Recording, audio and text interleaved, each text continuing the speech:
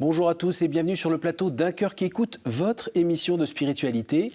Eh bien aujourd'hui, nous sommes heureux de vous accueillir pour découvrir la vie d'Elisabeth Mathieu-Ridel. Bonjour Elisabeth. Bonjour Cyril. Merci d'être présente sur notre plateau. Alors, j'ai 2 livres dans les mains. Oui.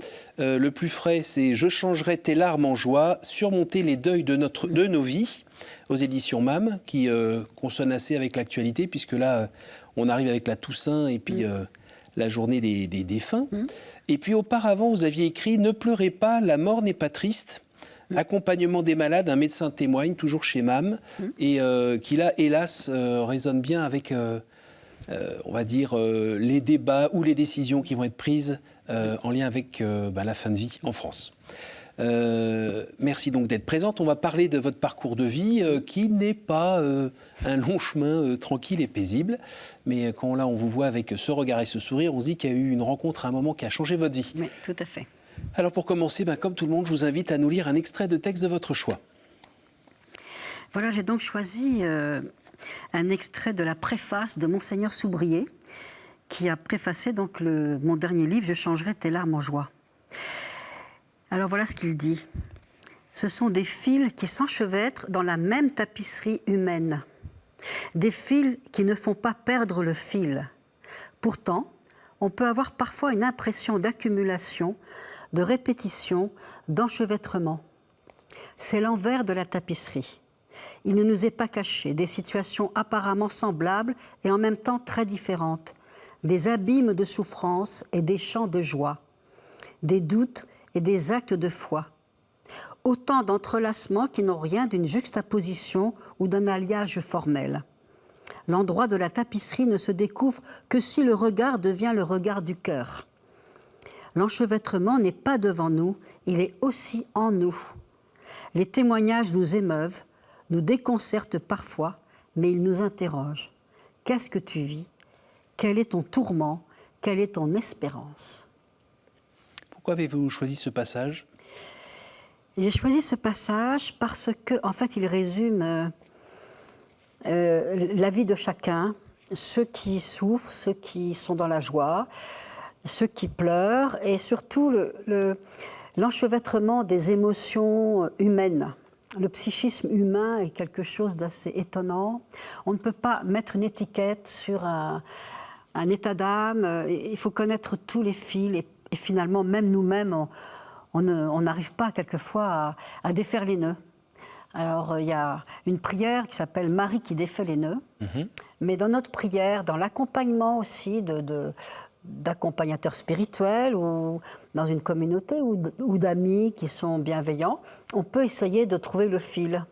Et j'aime beaucoup ce passage parce qu'en fait, il résume, je peux dire, tout ce que chacun vit dans sa vie. Et puis, les 2 livres que j'ai écrits, en fait. Voilà, donc, et puis c'est très bien écrit par Monseigneur Soubrier, qui est vraiment, il m'a vraiment honoré par cette préface.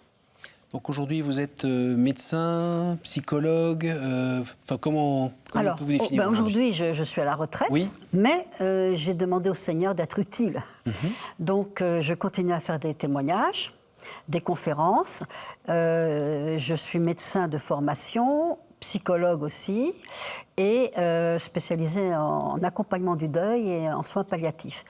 Mais comme tout à chacun, on rencontre des gens qui pleurent, des gens qui ont des vies compliquées, et je veux vraiment témoigner de l'espérance. Moi-même, j'ai vécu des deuils, le veuvage, l'absence d'enfants, un célibat assez long, des blessures familiales, et je veux absolument pouvoir témoigner auprès de ces gens-là.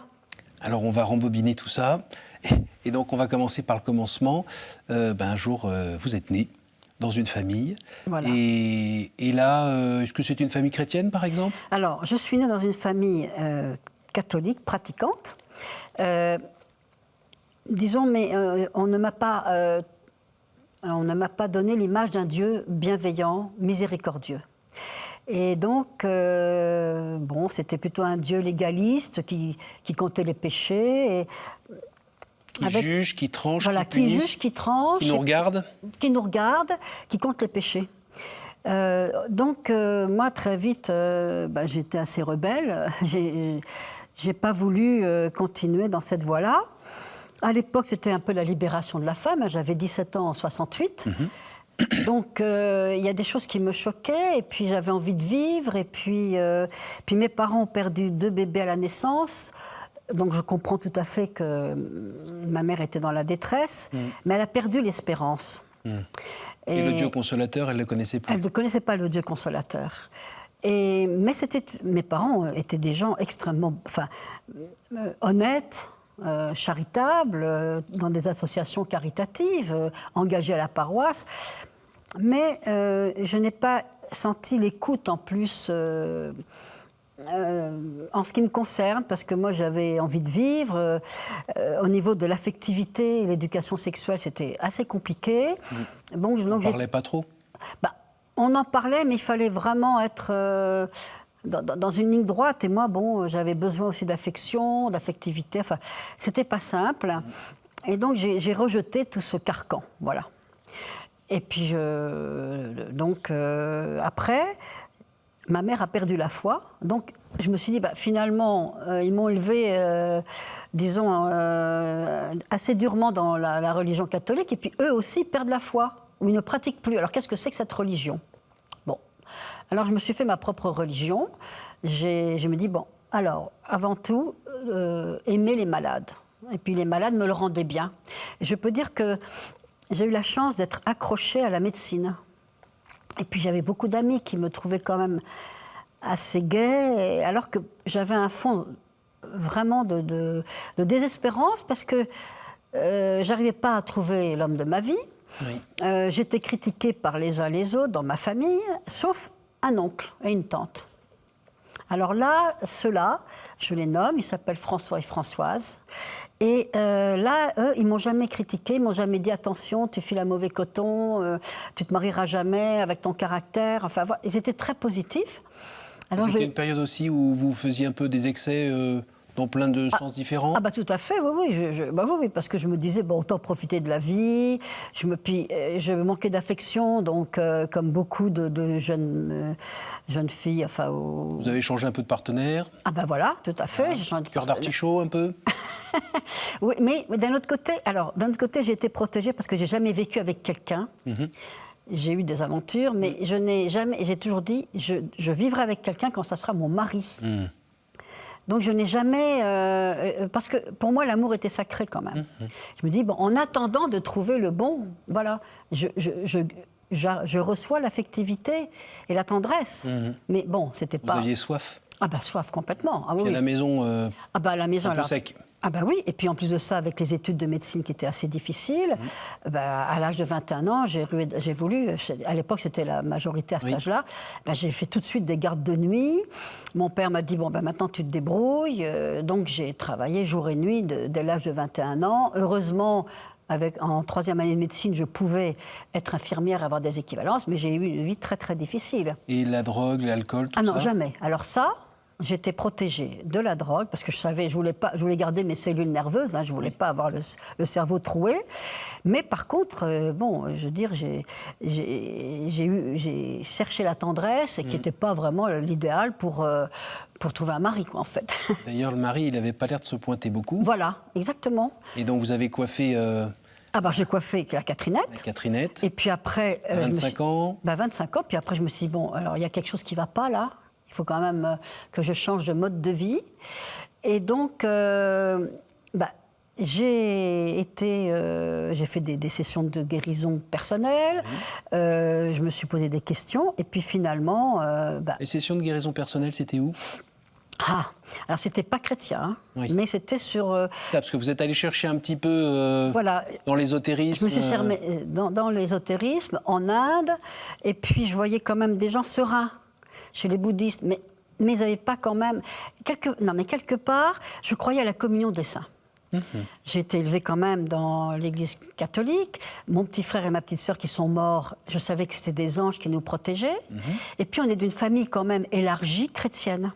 Donc, mais je me disais, le bon Dieu ne va pas s'occuper de moi parce que j'ai fait des bêtises, donc je mène ma vie.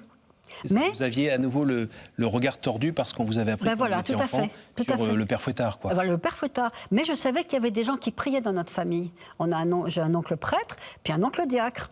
Donc, quelque part, je savais que j'avais une protection, des anges, mais il ne fallait pas me parler de l'église. Et d'abord, mes parents avaient quitté, alors... Bon, ben voilà. Alors dans le livre, vous racontez que vous foncez pas mal dans tout ce qui est un petit peu ésotérisme, Voilà. Alors, tout ce qui est les astres. Voilà. Alors, j'ai cherché quand même un sens à ma vie et j'ai rencontré une astrologue qui était une femme d'écoute et de bienveillance. Alors, tous les gens qui écoutaient et qui étaient bienveillants, voilà, ils me séduisaient. Et donc, elle m'a aidée. En faisant un thème astrologique qui était assez, qui était assez humain et qui m'a dit surtout ne lâche pas la médecine, tu as Jupiter, enfin bon. Donc elle m'a confortée dans mon caractère, elle m'a confortée dans ma vocation. Et c'est elle qui, je pense que le Seigneur s'est servi d'elle. Bon, parce qu'elle était bienveillante, c'était pas du tout quelqu'un qui était malhonnête. Puis après, je me suis rendu compte que, oui, mais il fallait que je me ressource quelque part. Et donc, j'ai fait un petit peu le tour du monde en sac à dos, et puis finalement, je suis revenue à la France et à la religion catholique, parce que c'est quand même Dieu et les moines qui ont organisé les hôpitaux, c'était les chanoines, les infirmières, c'était des religieuses.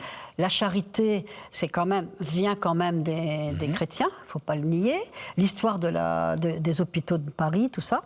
Et finalement, quelque part, je me disais, mais j'aime ma religion. Mais je ne me sentais pas aimée de Dieu. Alors, il y a quand même François et Françoise qui sont toujours là. François et Françoise sont toujours là. Ils prient pour moi depuis des années. Mon oncle, l'autre oncle prêtre, prie aussi et dit des messes. Bon. Et puis un jour, j'étais vraiment dans la grande détresse à 33 ans. Parce que je ne voyais plus, j'en étais. J'accumulais diplôme sur diplôme, mais ça ne me nourrissait pas ma vie de femme.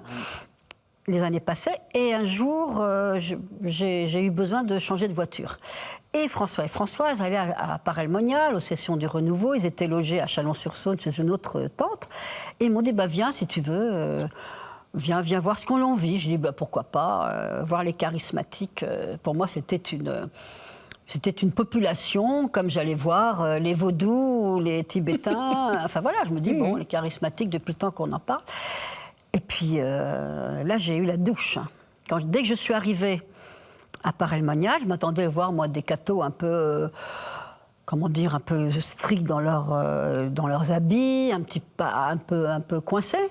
Là, j'ai vu une fraternité, j'ai vu une joie de vivre. Et puis, le Seigneur m'attendait parce que mon oncle François, qui était assez connu dans la communauté, bonjour François, bonjour François. Et moi, j'étais derrière et François disait, je te présente ma nièce, je te présente ma nièce. Alors moi, Bon. Et puis, il y en a une qui m'a dit, il y a une religieuse, Marie-Claire, une sœur consacrée de la communauté, qui me dit, c'est vous, Elisabeth, ça fait 1 an que je prie pour vous. Alors là, ça m'a touchée. Puis après, il y a eu les uns les autres, très souriants, très accueillants. Et puis la fameuse homélie de Monseigneur Guédon. Voilà. En y repensant, ça vous émeut? Oui. Parce que c'est quoi? C'est cette fraternité, cette famille qui était là sans que vous le connaissiez? Et puis Dieu m'a visité à ce moment-là. Ça s'est passé comment? J'ai écouté l'homélie de Monseigneur Guédon. Oui. Un cœur pour la misère. Et puis alors là, j'ai pleuré. Et puis j'ai eu envie de me confesser. Voilà. Et quand j'étais me confesser, j'avais choisi évidemment le prêtre en fonction de mes critères humains. Et je vais le voir et je lui raconte, je lui dis, écoutez, voilà, ça fait 14 ans que je ne me suis pas confessée. Donc, je ne me rappelle même plus des prières, l'acte de contrition. Alors il m'a dit, vous inquiétez pas, je vois que vous avez la contrition parfaite. Il avait des larmes aux yeux. Alors là, je me suis dit, bon, ça, du coup, j'ai eu l'amour de l'Église, des prêtres. Et après, j'ai dit, bon, allez, maintenant, je change de vie totalement. Donc j'ai brûlé tous mes masques africains, tous mes...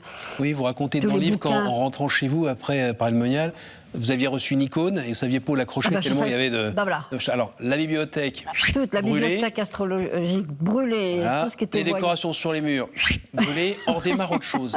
On démarre. Dites-nous, est-ce que finalement vous avez fini par trouver un mari? Oui, mais le Seigneur m'a quand même... Il a attendu. Il a attendu parce que j'ai eu une conversion à 32 ans, enfin 33 ans. J'ai cheminé dans la communauté de l'Emmanuel. Encore j'y suis bien sûr, mais j'ai reçu mon mari simplement à l'âge de 44 ans, donc 12 ans après. Il a fallu avoir il fallait que je sois prête pour le recevoir. Parce que le Seigneur nous connaît. Et puis, tout ce c'est que le temps de Dieu, mais c'est aussi votre temps à vous, en fait. Parce qu'on croit qu'on est prêt, mais en fait, on n'était pas. Ben voilà.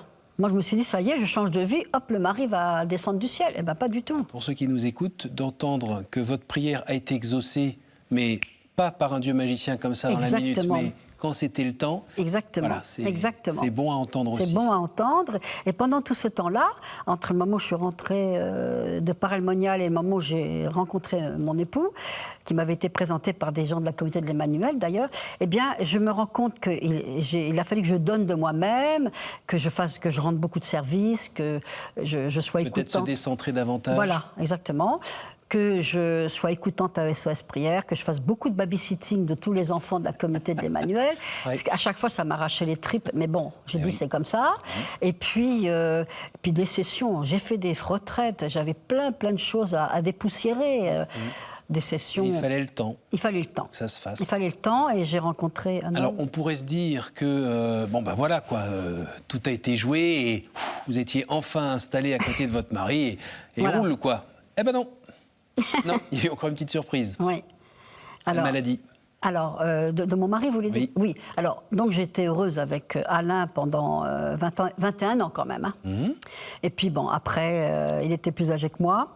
Et puis il a déclaré un cancer et il est décédé en 2016. Alors dites-moi, à ce moment-là, est-ce que vous avez réagi comme réagissent certains d'entre nous, c'est-à-dire... mon Dieu, j'ai attendu très longtemps, je t'ai fait confiance, t'as fini par m'offrir un cadeau, et là tu me l'enlèves? Non, j'ai pas dit ça. Parce que, comment dire, il avait quand même 18 ans de plus que moi, et quand je l'ai épousé, je savais que j'allais être veuve. Enfin, avant. C'était la logique.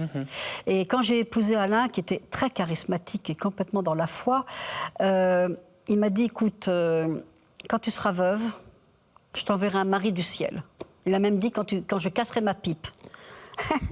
Et donc, c'était quelqu'un d'extrêmement original, abandonné complètement dans la main du Seigneur. On a beaucoup évangélisé tous les deux, beaucoup. Et quand il est tombé malade, bien sûr, il avait 84 ans, moi j'en avais 66. Et donc, je savais que c'était un chemin... alors, ce qui était très dur, c'était beaucoup plus tous les problèmes médicaux. Oui. Le passage de chirurgie digestive à réanimation, soins palliatifs, ça a été très dur. Mais on a beau être médecin, ça ne change pas grand-chose. Oh là là. À la rigueur, on connaît ce qui se passe mieux derrière. Exactement. Et alors, c'était très dur parce qu'il a beaucoup souffert. Et donc, et puis, il tenait à la vie. Il a pas lâché, vous allez me dire, c'est pas facile. Hein. Il tenait à la vie, donc il y a aucun moment où il a lâché prise.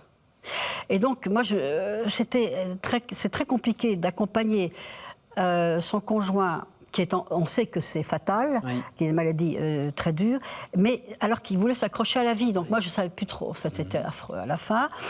Mais il est décédé en disant... Enfin, on a dit le chapelet avec deux personnes de la paroisse. Et son enterrement, surtout, a été magnifique, parce qu'il y avait toute la communauté qui était là, on avait choisi des chants, enfin... Mais j'ai vécu un veuvage très dur, enfin, je veux dire, la fin de la vie très dure. Mais je ne dis pas au Seigneur, tu me l'as repris, parce qu'on a vécu 21 ans heureux, quand même. Et puis, je savais que... Non, je ne reproche plus rien au Seigneur, moi. Parce que, je lui ai reproché d'avoir été célibataire et de me marier très tard, mais j'ai été heureuse 21 ans, et je savais qu'il allait me donner autre chose, le Seigneur, je savais. Alors, vous a donné... il m'a donné un autre mari. Bon, pardon, je dis ça d'une manière très raccourcie, hein. Oui. Mais il y a eu 1 an de veuvage très très dur, puis ensuite... J'ai eu la chance de connaître des gens qui étaient passés par là. Et en particulier, il y en a un qui écrit dans mon livre, Jean-Louis, qui m'a dit, tu sais, bon, il faut attendre 1 an, et puis après tu verras, si ton désir est de te remarier, le Seigneur t'enverra. Et j'ai écrit, enfin je me suis abonnée, disons, à différentes revues, et puis surtout je me suis inscrite à un site internet à 66 ans. Je me suis dit, c'est de la folie, hein, je ne trouverai personne. Et puis finalement, Jean-Pierre est arrivé. Cadeau. Cadeau. Et vous continuez à cheminer ensemble. On continue à vivre ensemble, on est mariés depuis 5 ans. Et dans votre tempérament, vous êtes plutôt quelqu'un qui prend les choses en main, qui y va, qui... Vous avez dû apprendre à laisser Dieu un peu plus prendre les rênes Ah oui, Alain m'avait éduqué pour ça. Il m'avait un petit peu... il m'a un peu apaisé, disons, mais... C'est encore une bataille aujourd'hui ? Pardon ? C'est encore une bataille aujourd'hui, de laisser Dieu un peu plus prendre les rênes dans votre vie ? Moins, je pense moins, mais quand même, oui. Et il faut que je passe plus peut-être de l'activité à l'intériorité, mais j'ai beaucoup de chance quand même d'être dans la côté de l'Emmanuel, où il y en a un temps d'adoration, et on a besoin de ce temps d'adoration pour justement être actif après. Il y a un temps de louange pour la louange, sortir, chanter, bouger. La louange, obligatoire, mais c'est un besoin. Hein. C'est-à-dire que ce qui est extraordinaire, c'est que le Seigneur nous donne des feux verts et les feux rouges. C'est-à-dire que quand c'est le moment d'aller témoigner, on y va. Quand c'est le moment de se taire et d'accueillir donc sa parole dans le silence. Et dans votre vie ordinaire, vous arrivez à mieux les voir, les signes que vous envoie le Seigneur ? Tout le temps. Moi maintenant, c'est tout le temps le Seigneur. C'est-à-dire que quand je dors pas très bien, j'ai le chapelet.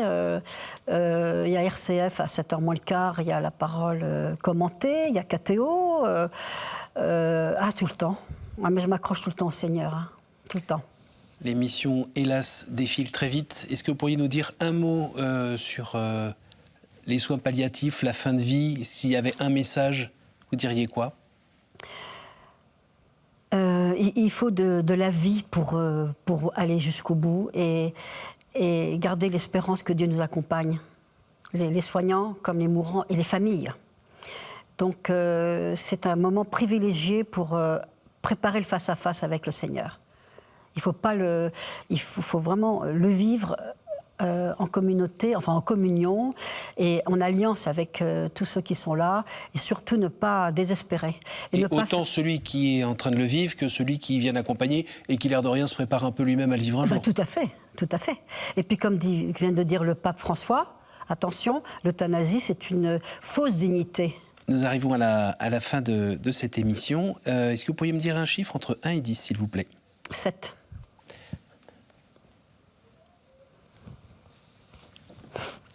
Quel conseil donneriez-vous à quelqu'un qui aimerait rencontrer Dieu? Déjà qu'il aille dans une église, qu'il aille à l'accueil de l'église, et puis qu'il aille dans des rassemblements, bien sûr, faire une retraite, par exemple. C'est très important, ça. Et puis parler à ceux qu'il connaît qui sont catholiques pratiquants. Et qui ont des têtes attirantes comme François et Françoise. Et voilà. Vous avez dit, mais à quoi ils carburent, eux? Et puis, pourquoi ils m'accueillent c'est ça. Comme je suis? Oui, tout à fait. Une nouvelle fois. 3. Quelle est la dernière fois où vous avez reconnu l'action du Christ dans votre vie? Ce matin.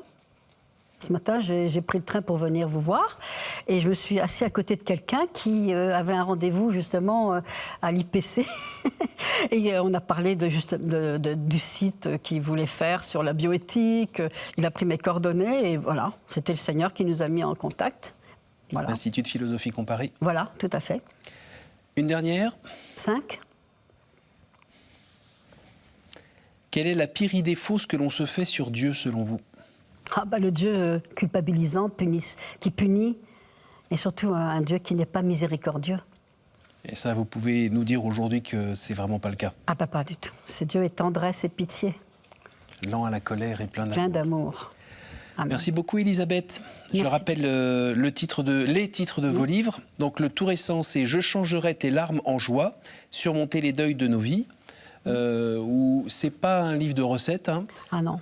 C'est plutôt des témoignages de votre vie. Oui, et je présente d'autres personnes qui ont témoigné d'autres deuils. Donc ce sont des chapitres qui se lisent indépendamment les uns des autres, qui ne sont pas chronologiques, et ce sont des chapitres qui illustrent chacun un thème de deuil. Donc tous les témoins sont absolument authentiques. Et le précédent, c'est « Ne pleurez pas, la mort n'est pas triste ».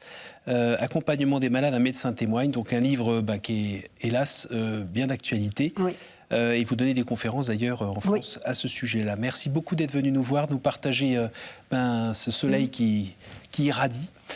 Merci beaucoup. Merci à vous tous pour votre fidélité. N'hésitez pas à partager cette émission grâce à notre site www.ktotv.com.